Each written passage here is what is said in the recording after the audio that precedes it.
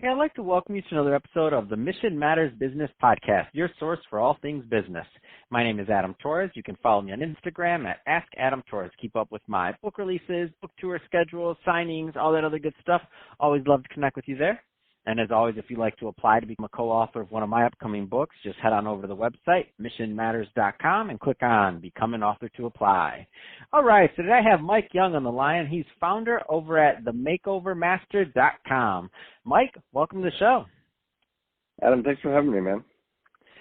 So I'm excited to get into the Makeover Master, but before we do that, I want to go a little bit further into your background. So tell me a little bit more about your journey and how you got started in business, please. I don't know if we have enough time.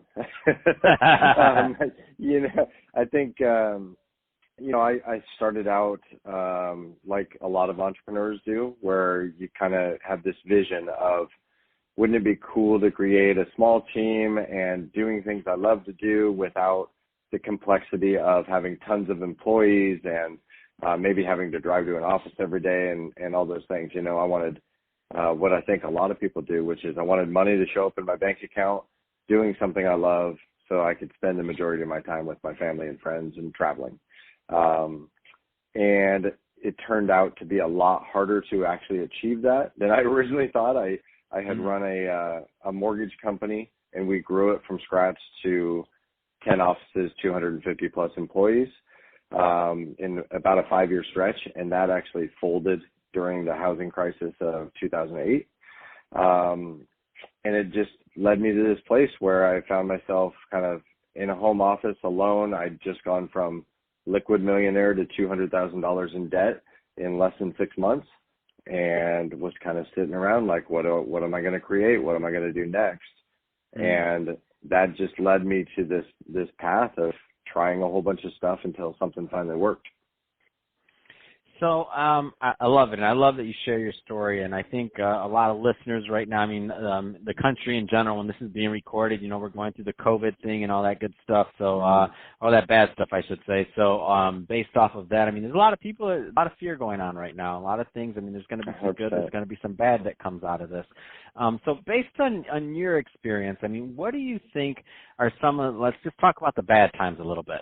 What are some of the things that, looking back at, your career and what you've learned, what's some of the advice that you would have given yourself back then if you could go back and, have that conversation with you right now?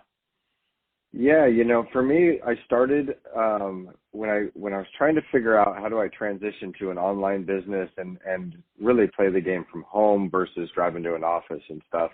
I began taking courses and reading books and going to events and going to seminars.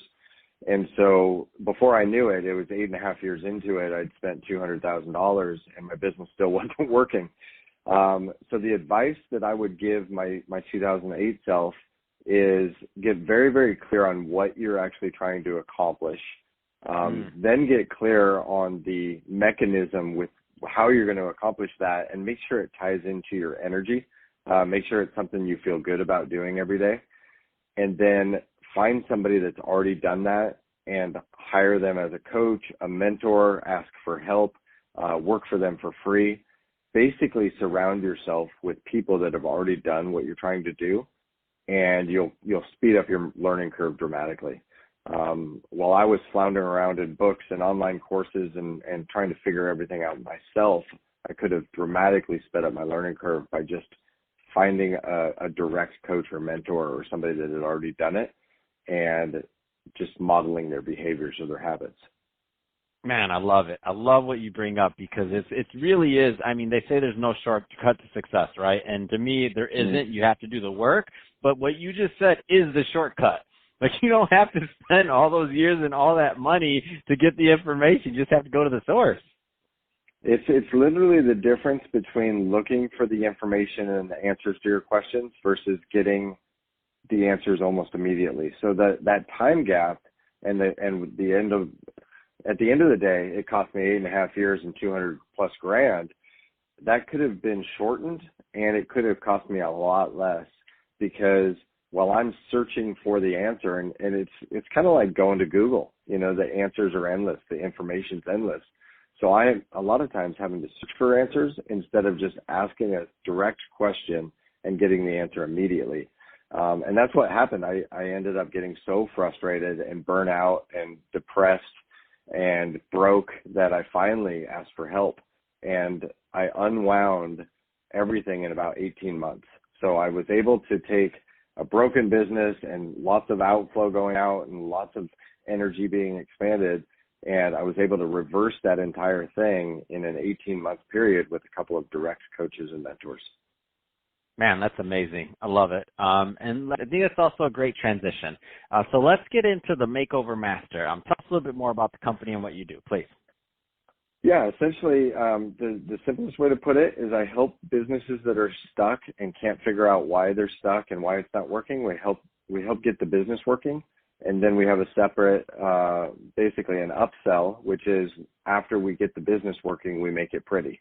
So it doesn't make any sense to spend a lot of money on websites and graphics and imagery and branding and those types of things if the business isn't working. So step one, let's make sure the business is working and thriving. And step two, let's make sure you look the part afterwards.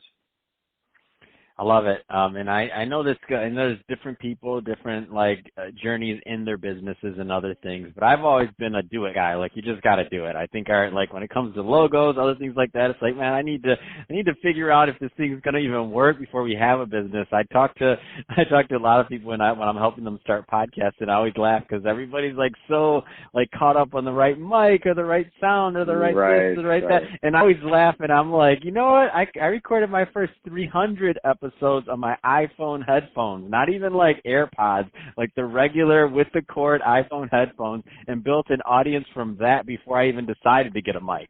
So don't tell me that you can't start your podcast because you don't have the right mic.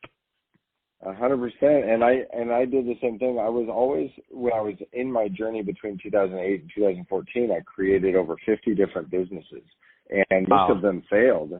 And so, but I was always hung up on, okay, I've got a business now. I need to make it pretty. I need a logo. I need colors. I need social media. I need a website.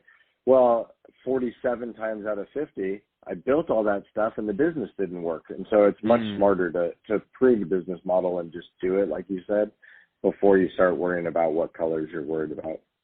Man, I love it. So that being said, Mike, so we're just about out of time. Two-part question for the final round.